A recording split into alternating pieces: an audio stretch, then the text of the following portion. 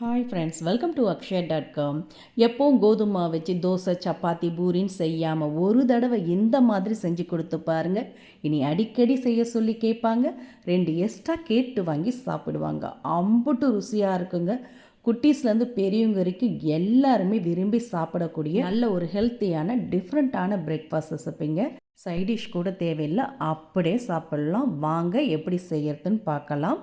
அதுக்கு first mixer jar எடுத்திருக்கேன். அதில் 1 டீஸ்பூன் மிளகு, 1 டீஸ்பூன் ஜீரகம் சேர்த்துட்டு இதோட 3 வரமிளகாய், 3 பச்சை மிளகாய் சேர்த்துக்கங்க. உங்கள் காரத்துக்கேற்ப கூடுதலாகவோ கம்மியாகவோ சேர்த்துக்கங்க. இது கூடவே தோல் சிவனை இஞ்சி துண்டு கொஞ்சம், இதோட வறுத்த வேர்க்கடலை 2 டேபிள் ஸ்பூன் அளவுக்கு சேர்த்துக்கங்க. தோல் நீக்கிட்டு சேர்த்துக்கலாம். இப்போ சேர்த்து இதை ரொம்ப மைய அரைச்சிடாமல் கொரகொரப்பாக இது மாதிரி ஒன்றும் பாதியமாக அரைச்சி எடுத்துக்கங்க. அப்போ தான் சாப்பிட பார்த்து நல்லா சுவையாக காரமாக அருமையாக இருக்கும்.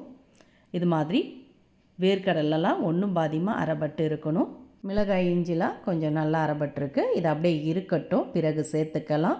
இப்போ மாவை ரெடி பண்ணிக்கலாம். அதுக்கு மிக்சிங் பவுலில் 1 கப் அளவுக்கு கோதுமை மாவு, நான் 1/4 கிலோ அளவுக்கு கோதுமை மாவு சேர்த்துருக்கேங்க. இதோட 2 டேபிள் ஸ்பூன் அளவுக்கு பச்சரிசி மாவு சேர்த்துக்கங்க. நம்ம இடியாப்பம் புட்டுலாம் செய்வோம்ல, அந்த பச்சரிசி மாவு தான் சேர்த்துருக்கேன். இது சேர்க்கறதுனால நல்ல மேலே முறுவலாக இருக்கும். கூடவே தேவையான அளவு உப்பு சேர்த்துட்டு, இது கூட மீடியம் சைஸ் ஒரு வெங்காயத்தை பொடிசாக கட் பண்ணி சேர்த்துக்கங்க. சேர்த்துட்டு ஃப்ரெஷ்ஷான கருவேப்பிலை மல்லியிலையும் கொஞ்சம் கட் பண்ணி சேர்த்துட்டு, கூடவே துருவன தேங்காய் ஒரு 1/2 கப் அளவுக்கு சேர்த்துக்கங்க.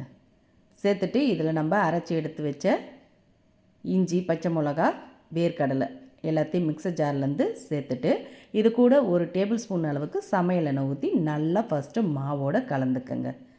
எண்ணெய் சேர்க்கறதுனால நல்லா சாஃப்டாக இருக்கும் உள்ள. இது மாதிரி மாவோடு ஃபஸ்ட்டு நல்லா கலந்துக்கங்க. கலக்க பார்த்தே கொஞ்சம் மஞ்சத்தூள் சேர்த்துக்கங்க.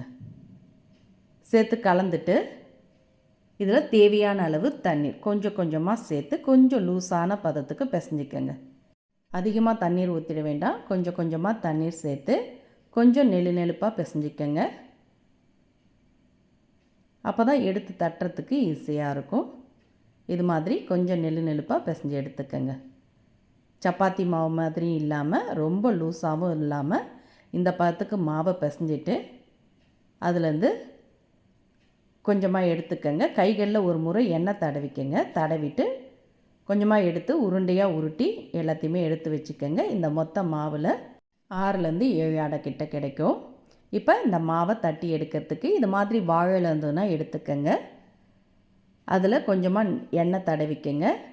தடவிட்டு இது மாதிரி வட்டமாக தட்டிக்கங்க. ரொம்ப மெலிசாகவும் இல்லாமல் ரொம்ப தடிமனாகவும் இல்லாமல் இது மாதிரி மீடியம் சைஸுக்கு ரவுண்டாக தட்டின பிறகு இது மேலே கொஞ்சமாக எள்ளு, வெள்ளை எள்ளு, கருப்பு எள்ளு எதுவாக இருந்தாலும் மேலே அப்படியே பரவலாக தூவிட்டு ப்ரெஸ் பண்ணிக்கங்க. நல்ல மணமாகவும் சாப்பிட ரொம்ப சுவையாகவும் இருக்கும் எள்ளு சேர்க்கறதுனால.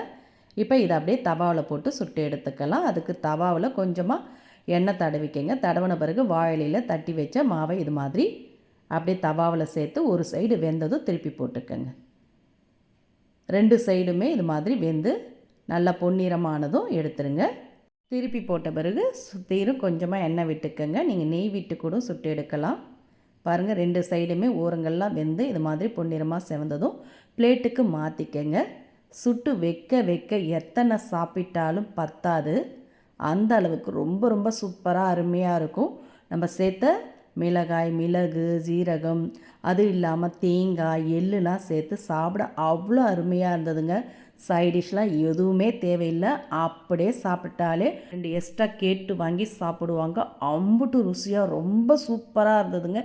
இதே மாதிரி இதே அளவுகளோட கண்டிப்பாக நைட்டு டின்னருக்கு செஞ்சு கொடுங்க, காலையில் பிரேக்ஃபாஸ்ட் செஞ்சு கொடுங்க. சூப்பராக அருமையாக இருக்கும். டிஃப்ரெண்ட்டான கோதுமை அடை ரெசிபி பிடிச்சிருந்தா வீடியோக்கு ஒரு லைக் கொடுங்க. ஃப்ரெண்ட்ஸ் அண்ட் ரிலேட்டிவோட வீடியோவை ஷேர் பண்ணுங்கள். மறக்காமல் நம்ம சேனலையும் சப்ஸ்கிரைப் பண்ணிவிடுங்க. நன்றி, வணக்கம்.